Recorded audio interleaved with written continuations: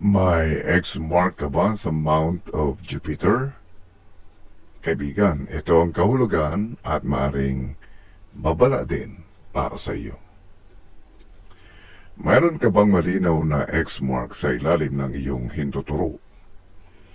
Sa palmistry, ang markang ito ay maaring simbolo ng leadership, mataas na ambisyon, malakas na intuition, at kakayahang gumabay sa ibang tao. Ngunit, mag-ingat dahil hindi lahat ng mukhang X ay positibong marka. Ang isang perfect X ay maaaring magpahiwatig ng magandang potensyal, samantalang ang isang flawed o magulong X ay maaaring maging babala tungkol sa pride, maling paggamit ng kapangyarihan, at mga ambisyong walang malinaw na direksyon. Alin kaya ang nasa iyong palad? Welcome back to Patnubay TV. Sa episode natin ngayon ay pag-uusapan natin ang kahulugan ng cross o kaya ang X mark sa Mount of Jupiter. Malalaman natin kung ano ang itsura ng isang perfect X mark, ano ang ipinahihiwatig ng flawed X mark o yung magulong X mark, at anong mahalagang payo ang dapat tandaan ng mga taong nagtataglay ng simbolong ito. Saan makikita ang Mount of Jupiter? Buksan mo iyong palad at tingnan ang bahaging nasa ilalim mismo ng iyong hintuturo. Pointing finger. Ang bahaging ito ay tinatawag na Mount of Jupiter. Yung nakikita ninyong nasa ilalim, direktang yung bahagi na nasa ilalim ng hintuturo nyo. Ang Jupiter Mount ay inuugnay sa ambisyon, leadership, tiwala sa sarili, karangalan, pananampalataya, at spiritual aspiration o kaya ay ang kakayahang gumabay o ang mamuno sa ibang tao. Dahil dito, ang anumang malinaw na simbolo sa bahaging ito tulad ng X, ng star, ng triangle, square, vertical line o trident ay maingat na sinusuri ng isang palmist. Ano ang perfect X mark? Hindi sapat na may dalawang linyang nag-cross lamang sa ilalim ng hintuturo. Para maituring itong malinaw o halos perfect na X mark, karaniwang hinahanap ang mga sumusunod.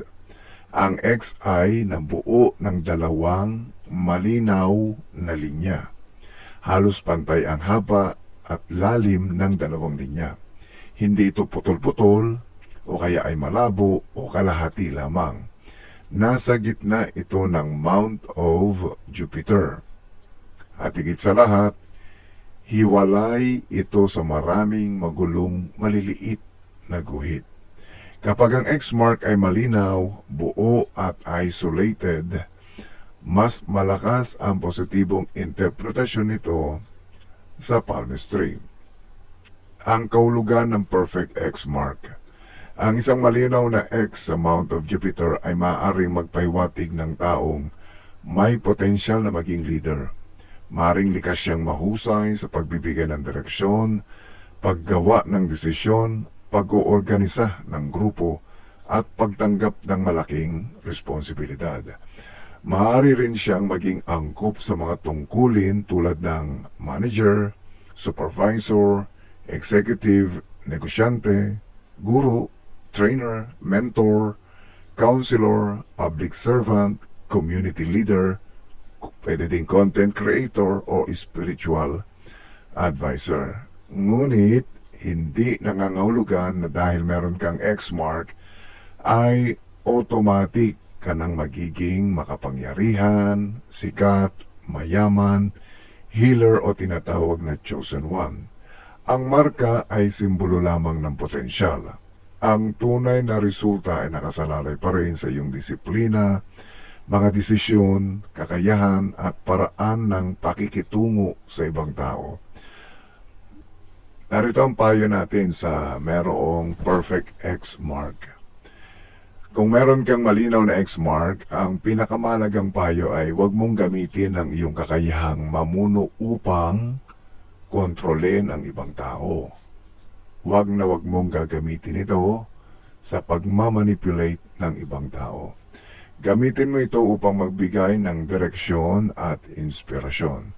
Ang Mount of Jupiter ay kaugnay ng authority. Kapag hindi nabalanse ang enerhiyang ito, maaari maging pride, pagiging dominante o pakiramdam na palaging ikaw ang laging tama. Maaring meron kang natural na confidence, ngunit matutong makinig. Maaring malakas ang iyong presensya, ngunit huwag maliitin ang kakayahan ng iba. Maaring ikaw ay leader, ngunit hindi nangangahulugang kailangan mong kontrolin ang bawat desisyon. Ang tunay na leader ay hindi lamang mahusay mag-utos, marunong din siyang magsilbi, umunawa, tumanggap ng pagkakamali at magbigay ng pagkakataon sa ibang tao. At kung spiritual ang iyong interest, huwag agad magdeklara na ikaw ay espesyal, pinili o may supernatural na kapangyarihan. Ang tunay na spiritual maturity ay makikita sa kababaang loob, katapatan at mabuting epekto sa kapwa. Ang mga marka nagpapalakas sa Perfect X na meron ka, mas nagiging positibo ang interpretasyon natin kung ang X kapag sinasabayan ito ng balanced at katamtamang nakaumbok na Jupiter Mount. Yung iyong Mount of Jupiter ay medyo nakaumbok, may laman-laman. Hindi yung sobrang malaman, kung hindi yung katamtaman lamang ang laman. Meron kang malinis na vertical line. Ibig sabihin, walang nakadikit doon na ibang mga guhit. O merong trident o tatlong pataas na sanga. Halimbawa, yung sa iyong Mount of Jupiter, meron ka pang nakikitang trident na pataas.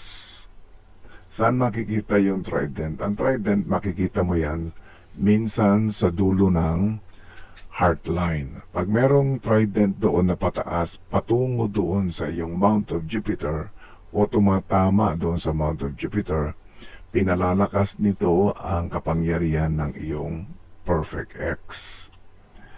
Kapag naman meron kang malinaw na triangle doon sa iyong Mount of Jupiter, mas lalo nagiging powerful ang X mark mo. At kung meron ka ring square, ito ay maaaring simbolo ng protection at self-control. So lumalakas pa rin ang iyong Perfect X.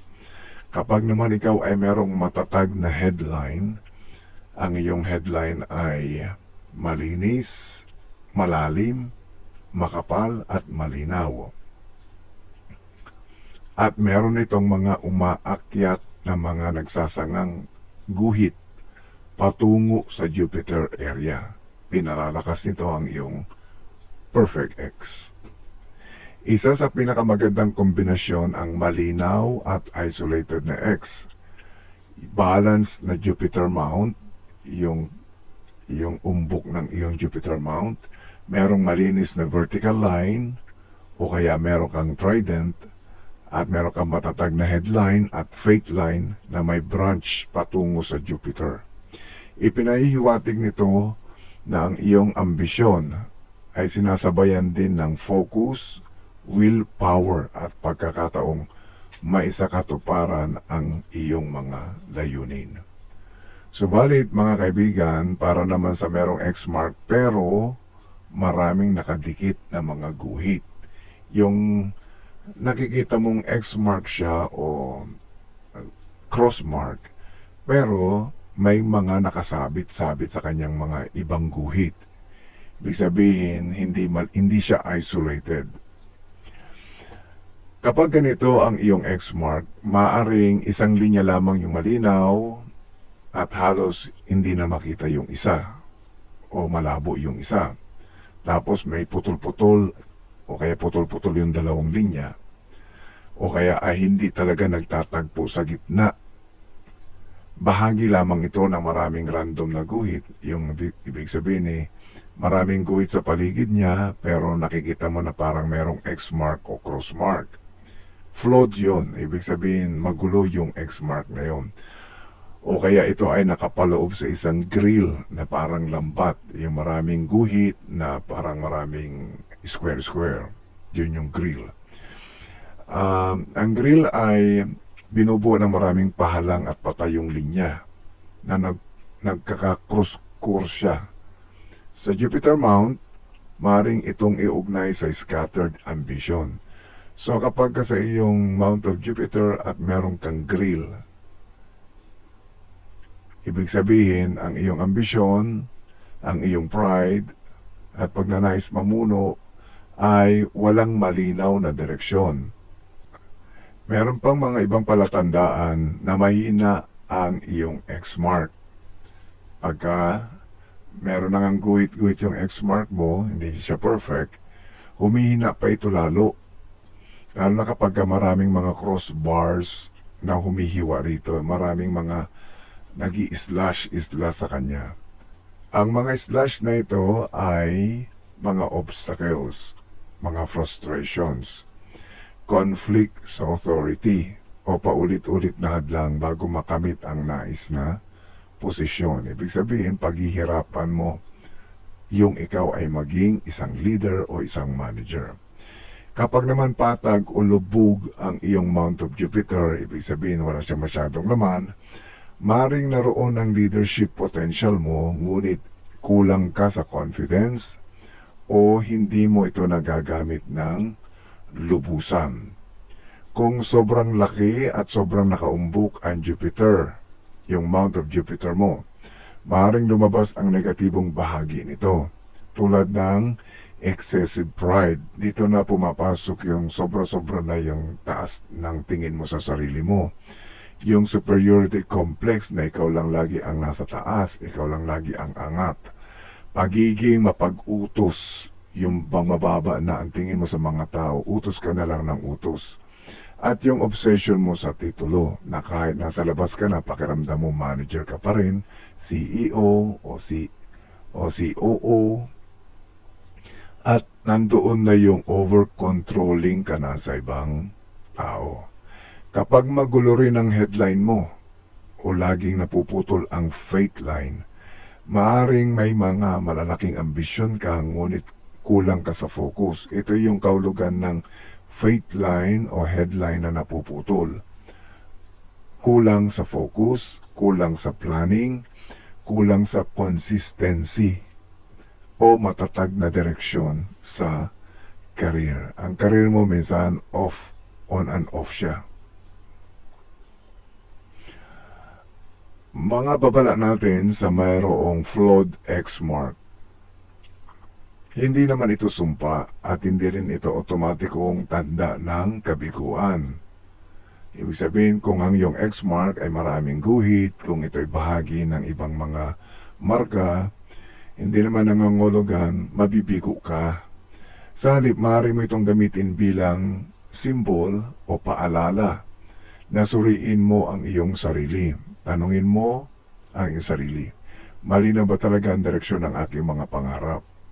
Kasi maiuugnay mo doon yan, bakit magulo ang pag-iisip mo? Parang magulo yung tinatahak mong landas patungo sa iyong mga pangarap. Mararamdaman mo yan at makikita mo yan.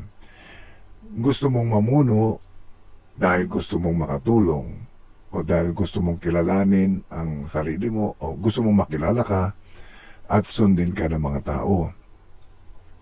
Makikita mo na may mga tao hindi nakikinig sa iyo o mas marami yung hindi nakikinig o kumukontra sa iyo.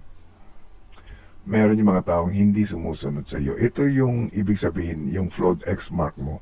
Ito yung mga dadanasin mo sa pagli-lead o sa pagmamanage mo ng isang organization. Ikaw ba ay nakikinig sa payo ng ibang tao? Kung marunong kang makinig sa payo ng ibang tao, lagi mong susuriin kung ito ba ay mabuti o makakasama. Marunong ka bang tumanggap ng pagkakamali? Kasi kadalasan sa mga merong flawed na X mark, Sila yung hindi marunong tumanggap ng pagkakamali, yung mahirap sa kanilang mag-admit na sila ay nagkamali. Sila din yung mga kulang sa disiplina. Sila yung mga may problema sa disiplina sa sarili. Minsan marami silang inuumpisahan, hindi nila natatapos. Dahil kulang sila sa disiplina, kulang sa consistency.